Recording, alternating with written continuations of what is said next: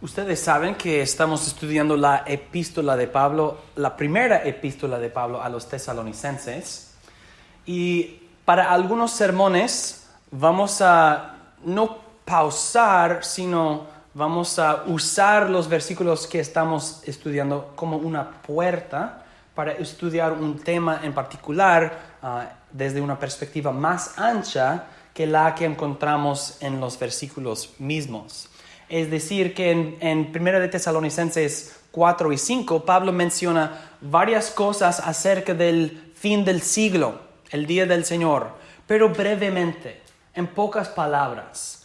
Y lo que yo quiero hacer es estudiar el tema desde una perspectiva más ancha, y entonces tenemos que usar estos versículos como una puerta por la cual pasamos para entrar en el tema con más información. Entonces, este sermón y unos más no serán tan enfocados en el texto de 1 de Tesalonicenses, sino vamos a usar este texto junto con muchos otros versículos para intentar formar un entendimiento suficiente de lo que se llama la escatología, las últimas cosas, el fin del mundo y la segunda venida de Jesucristo. No será un estudio completo de todo y cada detalle, pero más que lo que Pablo trata en 1 de Tesalonicenses. Entonces, no sean sorprendidos si estamos yendo a este versículo y a otro versículo, pero para ustedes es fácil. ¿Por qué? Porque siempre pongo todo en el bosquejo para ustedes. Entonces, si quieres usar el bosquejo, lo tienes. Si no quieres usarlo, pues no tienes que hacerlo. Y entonces, para introducir, para entrar en este estudio, quiero que veamos primero que en la mente de Pablo, o pues no en la mente de Pablo, sino en la mente de los tesalonicenses, había dos preguntas básicas que tenían. Había dos preguntas básicas que los tesalonicenses tenían en sus mentes. Y vemos esas preguntas en 1 de Tesalonicenses y 2 de Tesalonicenses. Y vemos que en 1 de Tesalonicenses la pregunta de ellos es si Cristo viene y si estamos esperando su regreso, su venida, entonces si nosotros morimos antes de su venida, vamos a perder, vamos a ser excluidos de la gloria de su venida y las bendiciones y todo eso.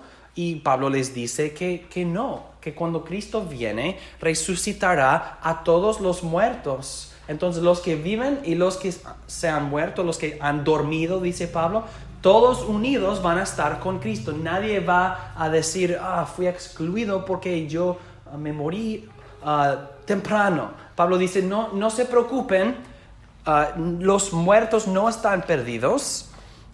Cristo cuando viene va a resucitar a los muertos.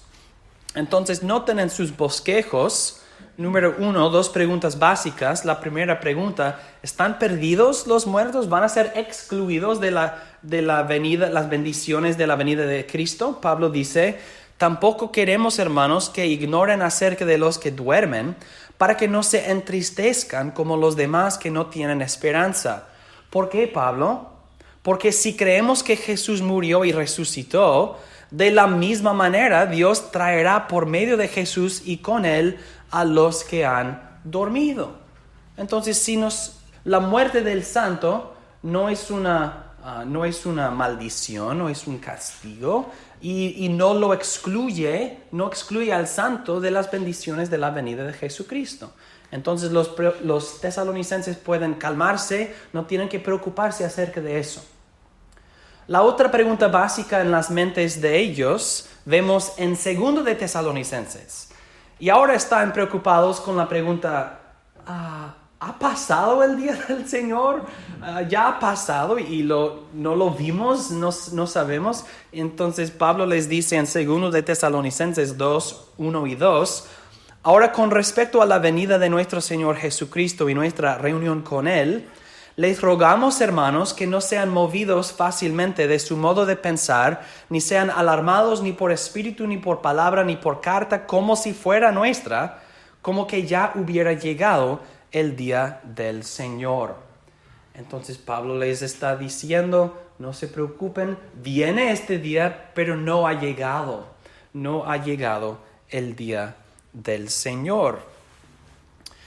Y vemos que Pablo menciona, o Pablo habla en pocas palabras de cosas grandes, ¿verdad? Y sabemos por qué. Porque en sus propias epístolas, Pablo dice, pues ustedes saben, porque cuando yo estaba con ustedes hablamos de esto. Entonces, junto con ellos, cara a cara, Pablo predicaba horas y horas y horas, hablando con la gente, hablando con los santos. Y en sus cartas escribe brevemente. Obviamente no tiene una computadora, no puede teclar cuanto quiera, tiene que escribir y enviar manuscritos o papiros, etcétera, hojas. No es fácil. Entonces uno no puede escribir y escribir y escribir, aunque sí tengamos cartas más largas. Pero el punto es, ¿por qué dice Pablo pocas cosas acerca de grandes cosas?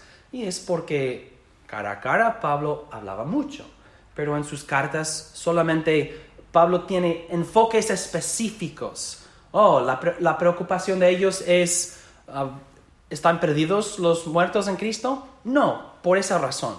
¿Ha llegado el día del Señor? No, por esa razón. Y por eso, ya que Pablo habla en pocas palabras en 1 y 2 Tesalonicenses, por eso yo quiero investigar el tema desde una perspectiva más ancha. Porque si nosotros limitamos nuestra vista a 1 y 2 de Tesalonicenses, aunque haya bastante, no es todo. Las Escrituras dicen mucho más acerca del tema. Y esto nos dirige entonces a la carne del sermón, la mayoría, la sustancia del sermón. Entonces, el enfoque del sermón, la sustancia del sermón, tratará de la edad presente, el tiempo antes de la venida de Jesucristo, la época, la edad, el siglo del presente en que los tesalonicenses vivían y en que vivimos nosotros. La misma edad, el mismo siglo, el mismo tiempo, la misma época. Y cuando uno estudia la escatología, las últimas cosas, uno siempre quiere saber dónde estamos nosotros en la línea. ¿Dónde estamos nosotros? Y lo que quiero que entendamos con este sermón es que nosotros estamos en la edad presente que precede la venida del Señor. Pues vamos a verlo. Entonces, el segundo punto, la edad presente. ¿Qué podemos decir acerca de la edad, la época en que nosotros estamos viviendo? Podemos decir, número 1, que es la última época. Es la última época. Nosotros estamos viviendo en el periodo de tiempo cuya conclusión es la venida de Jesucristo. La venida de Jesucristo que causa la conclusión de todas las cosas. No una época que precede a otra época que precede el fin del mundo. No, nosotros estamos viviendo en la última época que precede la venida de Jesús que lleva a la consumación todas las cosas. El mundo terminará, será consumada. La historia será consumada por la venida de Jesucristo en nuestra época. Quizás no en nuestras vidas, pero en nuestra época, la edad presente. Entonces, consideren varias escrituras, varios versículos que demuestran esto. Yo lo puedo decir todo el día, todos los días, y no lo hace la verdad, porque yo lo dije. ¿Qué dicen las escrituras acerca de la edad presente? Vamos a ver. Pues brevemente, noten que en Mateo 12:32, Jesucristo habla de este mundo y el venidero. Este mundo y el venidero. Y está hablando acerca de el presente y la eternidad. Noten, y a cualquiera que diga palabra contra el Hijo del Hombre le será perdonado, pero a cualquiera que hable contra el Espíritu no le será perdonado, ni en este mundo ni en el venidero, la eternidad. Entonces vemos en esas palabras la edad presente y luego la eternidad, después de este mundo, después de esta época. Ok, un ejemplo. ¿Qué más? Pues vemos en Efesios 1:21, Pablo dice que Jesús ha sido exaltado sobre todo nombre, no solo en esta edad, sino también en la venidera. Pues Cristo es glorificado ahora, en ciertos sentidos, y será glorificado para siempre en la venidera.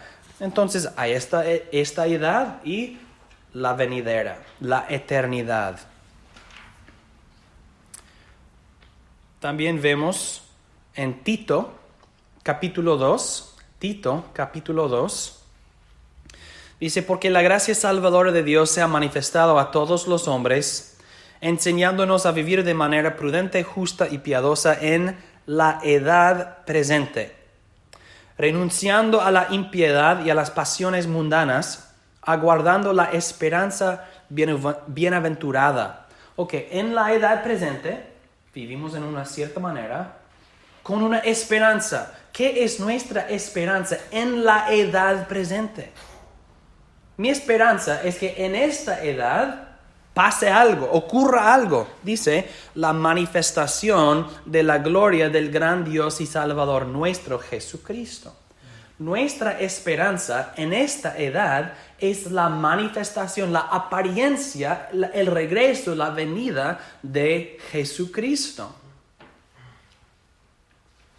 La edad presente se concluye con la venida, la manifestación de la gloria del gran Dios y Salvador nuestro Jesucristo. También Juan, en 1 de Juan 2:18. Si una persona pregunta, ¿estamos en la última hora? Siempre podemos leer esos versículos y decir, hijitos, ya es la última hora. Y como oyeron que el anticristo había de venir, así también ahora han surgido muchos anticristos. Por esto sabemos que es la última hora. Y es interesante que Juan no habla acerca de una época o una edad o un siglo, sino una hora. Es un tiempo corto. Ahora, en otros sermones vamos a mencionar que lo que a nosotros parece como un tiempo largo, Pedro dice a Dios no es un tiempo largo. Entonces la palabra hora es una buena palabra porque es un tiempo corto, es poco tiempo entre la primera y la segunda venida de Jesucristo. Si es la última hora, significa que no hay otro día antes de la venida de Jesucristo. La metáfora es así. Si son las 11 por la noche, no hay algo más entre aquella hora y el siguiente día, ¿verdad? Así también, si estamos en la última hora, no hay otra cosa entre nosotros y nuestro tiempo y la venida de Jesucristo. Nuestra edad precede a la venida de Jesucristo que causa la consumación de todas las cosas, el fin del mundo. Entonces nosotros estamos en este mundo que precede el venidero, esta edad que precede la venidera, la edad presente, la última hora, eso es el lenguaje de las Escrituras. Y esto describe la edad presente. ¿Cómo debo entender la edad presente? Es la última hora, la edad presente concluida por la manifestación de Jesucristo. Bueno, con este entendimiento, ¿cómo será esa edad presente? Si sabemos que es la edad que precede la venida del Señor Jesucristo, ¿cómo será para nosotros? ¿Qué será nuestra experiencia en esta edad? Y vemos, segundo, que acerca de la edad presente podemos decir que es una época de tribulación. El periodo entre la segunda y la venida de Jesucristo es una época, un tiempo, un periodo de tribulación, de aflicción, de sufrimiento. Y vemos esto en varios versículos que no vamos a leer, pero quiero mencionarlos. Vemos sobre todo en Daniel 7, 9 y 12, con sus paralelos en Apocalipsis 11, 12 y 20. Vemos en esos pasajes, en esos textos, que el tiempo entre la primera y la segunda venida de Jesucristo es un tiempo de aflicción para la iglesia, de tribulación para el pueblo de Dios. El fin es precedido por un periodo de tribulación y nosotros estamos viviendo en este tiempo. Voy a seguir al siguiente punto, pero guarda esto en la mente porque vamos a regresar a esta idea. Entonces no estamos saltándolo rápidamente, pues sí a propósito, pero con la idea de mantener esa idea en otros puntos. Entonces nótenlo para ahora y vamos a seguir. Es una época de tribulación. Vemos también que durante esta época de tribulación hay protección divina. Somos atacados, la iglesia es atacada, pero Dios protege a su pueblo, Dios protege a su iglesia. No somos abandonados a los ataques del diablo y del mundo. No, al contrario, Dios está con nosotros. Porque en los mismos capítulos de Daniel o Apocalipsis y en otros versículos, siempre hay promesas de la protección de Dios sobre nosotros. Los santos son sellados y protegidos. La ciudad santa es protegida. La mujer en el desierto es protegida. Hay mucha protección divina durante este tiempo de tribulación. De hecho, si los santos mueren, si Satanás mata a un santo, ¿es una derrota para el santo? No, es su victoria. En Apocalipsis hay muchas paradojas. Y una de las paradojas que a nosotros son paradojas, pero morir es ganar. Morir en la batalla es ganar la victoria. Entonces, eso es otra forma de divina protección. Cuando yo digo que Dios protege a su iglesia, no quiero decir que Dios mágicamente nos protege de todo ataque y nunca sufrimos. Eso sería una contradicción, una época de tribulación de la cual somos protegidos 100%. No, la idea es que Dios preservará a su pueblo y a su iglesia. Y aun si Él permite que nosotros seamos matados, somos victoriosos. Es una época de divina protección. También vamos a ver esto en más detalle en otros puntos. Pero antes de continuar, quiero que nosotros notemos por un momento que esta época, esa edad presente, es simbolizada en las Escrituras por varios números en las Escrituras, en particular en Apocalipsis, aunque esto proviene de los profetas del Antiguo Testamento. Entonces vemos en varios lugares la edad presente caracterizada o simbolizada o descrita como un periodo de 1260 días, que es igual a 42 meses, si cada mes tiene 30 días, que es igual a 3 años y medio, de 12 meses de 30 días en cada uno. Entonces, este periodo de tiempo es caracterizado por tribulación y también protección divina. A veces verás un tiempo, tiempos y medio tiempo. Eso es 3.5. Un tiempo, tiempos y medio tiempo es 3 y medio, que es igual a 42 meses, que es igual a 1260 días. Ese periodo es el tiempo entre la ascensión de Jesucristo y su venida. Así los ángeles dijeron, así como lo viste ascender, así descenderá, ¿verdad? Entonces estamos hablando acerca de este tiempo.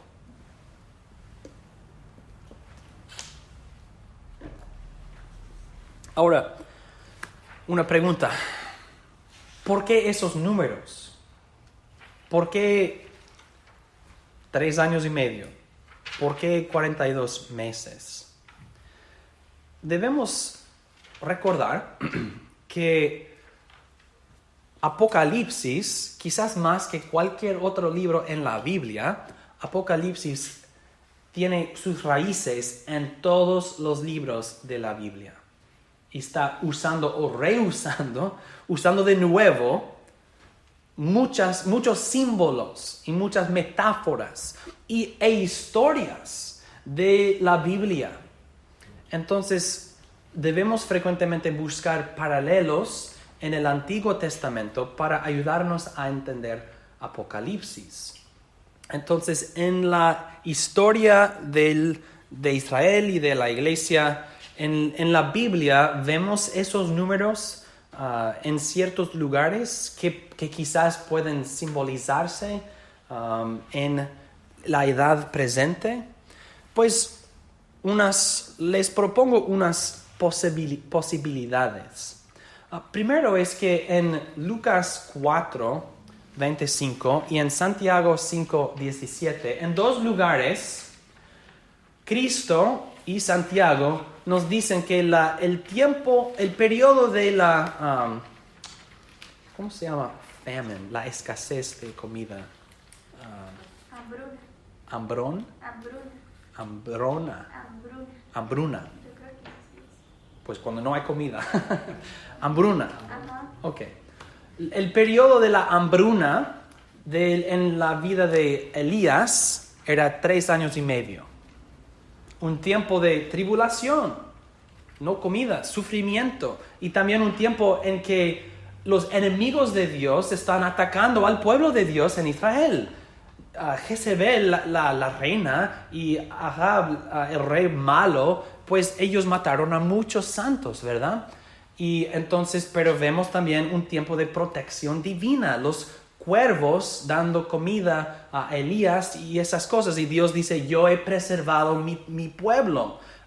No todos se han arrodillado a Baal, sí, etc. Entonces pensamos, es la hambruna de Elías, o el tiempo de Elías, con sus circunstancias, ¿es esto un símbolo bueno para nuestra edad presente? Sí, hay un paralelo fuerte. Entonces, por eso sería una razón para caracterizar a nuestra edad con el número 3.5 o 3 años y medio. Eso es una posibilidad y creo que es pertinente, creo que es un buen paralelo. Otro ejemplo que es muy interesante es que vemos en el libro de Números, y esto no está en el bosquejo, pero vemos en el libro de Números, en capítulo 33, que hay un listado de todos los campamentos de Israel desde su salida de Egipto, su salida de Egipto y su llegada a la tierra prometida. ¿Y cuántos son si cuentas los campamentos? Son 42. Hay 42 campamentos entre su salida de Egipto y su llegada en Palestina o Canaán, la tierra prometida. Entonces, otra pregunta. ¿Es el tiempo entre la salida de Egipto y la llegada a la tierra prometida una pintura buena, una metáfora buena para nuestra edad presente? Pues sí, el pueblo de Dios en el desierto, con la promesa de su tierra, pero no habiendo llegado a su tierra, con la comida de Dios, dándoles de comer todos los días, la protección divina de Dios y también la persecución de sus enemigos. Claro que es un paralelo excelente. Y por eso, si estás leyendo Apocalipsis y ves un número como 3 años y medio o 42 meses, no es necesario decidir, pues eso refiere a la hambruna en el tiempo de Elías y no a los campamentos de Israel. No, son los dos y probablemente más. no es necesario limitarnos a una cosa, porque Apocalipsis, Juan, por la inspiración del Espíritu Santo, está tejiendo casi toda la Biblia en visiones para nosotros, para comunicar a nosotros cómo será la edad presente y cómo podemos perseverar en la edad presente hasta aquella perfección que Juan también nos describe en Apocalipsis. Juan nos describe la perfección futura, la edad venidera y también la edad presente en que debemos perseverar. Entonces, si Dios protegió a Israel en el desierto y en todos sus campamentos de Egipto a Canaán, y si Dios preservó a su pueblo reservado en Israel durante el tiempo de Elías y Jezebel y los profetas de Baúl y todo eso, ¿puede Dios también preservarnos a nosotros y debemos nosotros ser fieles a Dios y confiar y ¿cuál es la palabra? Y no quejarnos contra Dios como los israelitas en el desierto? Sí, claro que sí. Entonces, la edad presente es un tiempo, una edad de tribulación, pero protección divina. Y vemos esto en varios versículos, pero quizás sobre todo en ese tiempo simbolizado con números de 1260 días, 42 meses y 3 años y medio. Somos peregrinos. No estamos en nuestro país. Somos paisanos de otro país. Decimos somos paisanos hablando de México o de otro país. Pero los santos somos ciudadanos no de esta tierra, ¿verdad? Somos hijos del reino de Dios.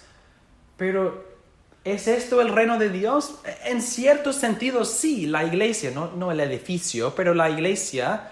Pero así son los campamentos de Israel, sí, pero no están en Canaán. Así también esto es un campamento en el desierto. Pero no es Canaán, no es la tierra prometida. Sabemos esto. Ok, estamos bien. Hasta este punto hemos hablado de las preguntas básicas en las mentes de los tesalonicenses. Sabemos qué estaban pensando y por qué Pablo escribe lo que escribe. Hemos visto cómo podemos entender la edad presente. Es una edad que precede a la venida de Jesucristo, un tiempo de tribulación y de protección divina. Y vamos a concluir este sermón hablando del príncipe de este mundo. El príncipe de este mundo. ¿Por qué es esta época una época de tribulación? Pues porque Satanás es el príncipe de este mundo. Satanás es el príncipe de este mundo. En las Escrituras se llama príncipe de la potestad del aire, Dios de esta edad presente, príncipe de este mundo, león rugiente buscando a quien devorar. Si este mundo y esta edad está en ciertos sentidos, bajo el poder de Satanás, o quizás no bajo su poder, pero si Satanás puede ejercer su poder en esta edad, en este mundo, claro que será un tiempo de tribulación, un periodo de sufrimiento y aflicción para la iglesia. Pero, ¿en qué maneras ataca Satanás a la iglesia? Pues vemos, número 1, que esta edad presente es una época de engaño satánico. Engaño. La artimaña más usada de Satanás es el engaño. El engaño. Otra vez, yo lo puedo decir, no lo hace la verdad. Vamos a ver lo que dicen las Escrituras acerca de las actividades de Satanás en este mundo, en esta edad.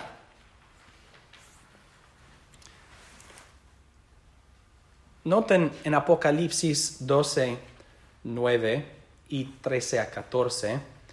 Y fue arrojado el gran dragón, la serpiente antigua que se llama Diablo y Satanás, el cual engaña a todo el mundo. Fue arrojado a la tierra y sus ángeles fueron arrojados junto con él. ¿Cómo se describe a Satanás? El engañador, el que engaña a todo el mundo.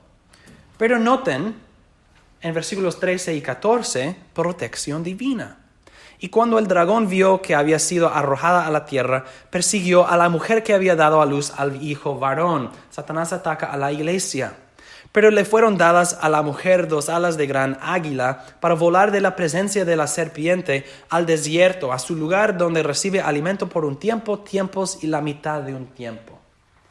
Ok, la mujer en el desierto por un tiempo, tiempos y medio tiempo. Otra vez, la iglesia afligida por Satanás y sus engaños, pero también protegida. La iglesia protegida, atacada y protegida en la edad presente.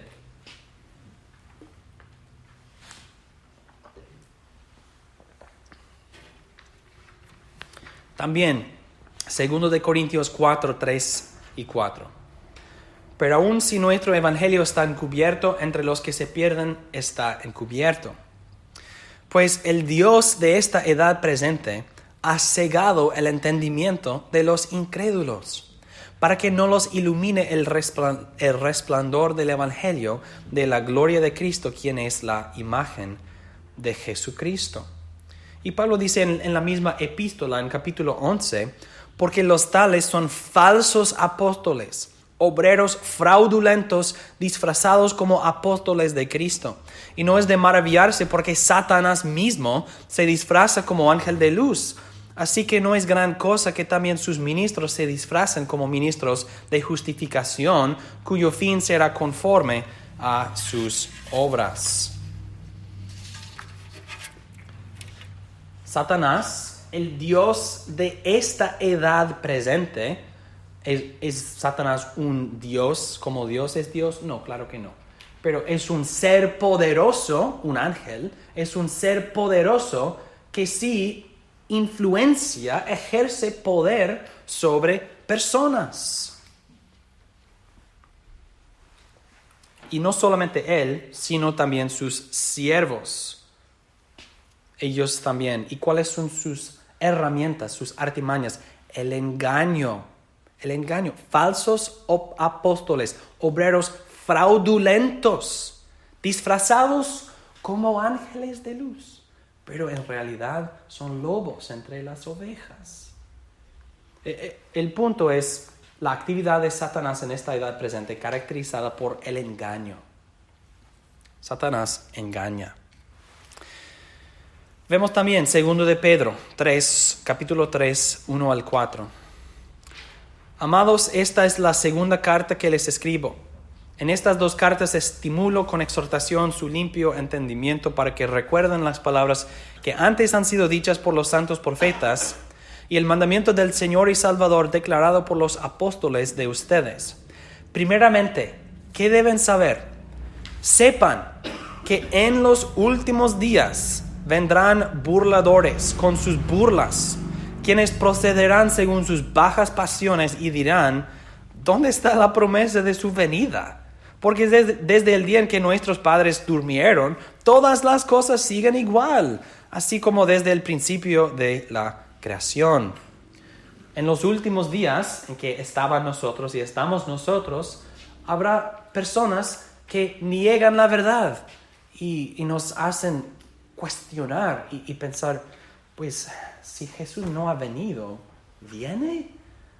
¿Dónde está Jesús? ¿Dónde está la promesa de su venida? Y Pedro va a decir que 1000 años a Dios es un momento para él, etc. Pero el punto es los últimos días junto con el engaño. Los que argumentan contra la verdad y engañan y distorsionan a la verdad. Esto es engaño satánico. Y no finalmente, pero casi. 2 de Timoteo 3, 1 al 7. Acabamos de leerlo en la lectura consecutiva. dice Pablo, también debes saber esto, que en los últimos días se presentarán tiempos difíciles, tribulación, porque habrá hombres amantes de sí mismos y del dinero. Serán vanagloriosos, soberbios, blasfemos, desobedientes a los padres, ingratos, impíos, sin afecto natural, implacables, calumniadores, intemperantes, crueles, aborrecedores de lo bueno, traidores, eso es engaño, impetuosos, envanecidos y amantes de los placeres más que de Dios. Tendrán apariencia de piedad, pero negarán su eficacia. A estos evita, pues entre estos están los que se metan en las casas y se llevan cautivas a las mujercillas, cargadas de pecados, arrastradas por diversas pasiones, que siempre están aprendiendo y nunca logran llegar al conocimiento de la verdad. En los últimos días se presentarán tiempos difíciles y personas con apariencia de piedad, pero negarán su eficacia. Como dijo Pedro, en los últimos días vendrán burladores con sus burlas. Y como dijo Pablo antes, falsos apóstoles, obreros fraudulentos.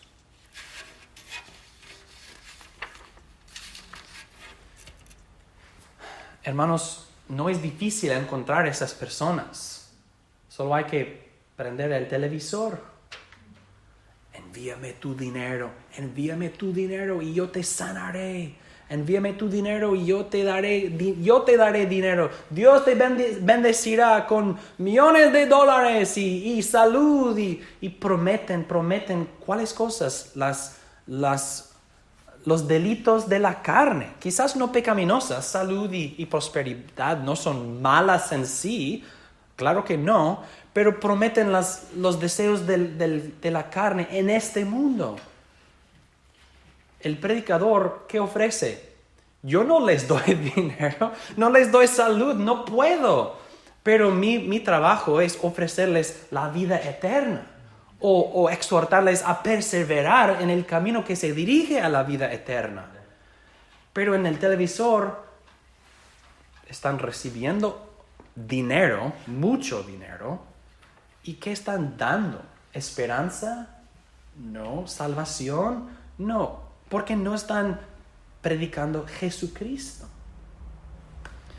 Ellos son falsos apóstoles, prometiendo falsedades. ¿Y quién está detrás de la máscara? Satanás. Satán está activo en la iglesia que no es la iglesia. Y tristemente, y lo digo generalmente, esto no aplica a cada caso en particular, tristemente, en mi experiencia, el mundo hispano tiene mucho de la variedad extrema del pentecostalismo. Hay muchos hermanos cristianos que son de la persuasión, digamos, pentecostal. Sí, hermanos sinceros en Cristo. Pero ustedes saben de lo que estoy hablando. De los extremos del pentecostalismo que son fascinados con sanar y prosperidad y esas cosas. ¿Y dónde está Cristo? ¿Dónde está la verdad de las Escrituras? Lo digo con sinceridad, están locos por cosas que son falsas. Y no lo saben. Creo que no lo saben. Creo que son persuadidos en sus mentes. Creo que sinceramente creen lo que están haciendo. Pero creo también que son engañados. Y debemos tener paciencia con ellos y intentar usar la palabra de Dios para abrir sus ojos. Y esto en cualquier país que visito, país hispanohablante, lo veo en casi cada esquina de cada calle. Satanás está muy activo. Pues hablaremos de esto en otro sermón, pero la Iglesia Católica ha hecho esto en gran manera. Porque ellos afirman para sí el derecho exclusivo de interpretar las escrituras. Y como dijo Pablo en nuestra lectura consecutiva en 1 de Timoteo, ellos dicen, no puedes comer ciertas carnes, no puedes casarse si eres sacerdote, etc. Entonces, ¿qué? Están haciendo exactamente lo que Pablo dijo que Satanás haría por medio de otros. Pero eso es otra cosa. Para ahora, nuestro deseo o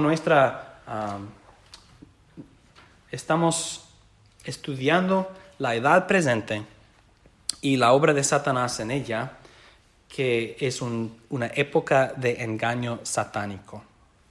Y por eso Pablo dice en Efesios 6, que está en sus bosquejos, porque nuestra lucha no es contra sangre ni carne, sino contra principados, contra autoridades, contra los gobernantes de estas tinieblas.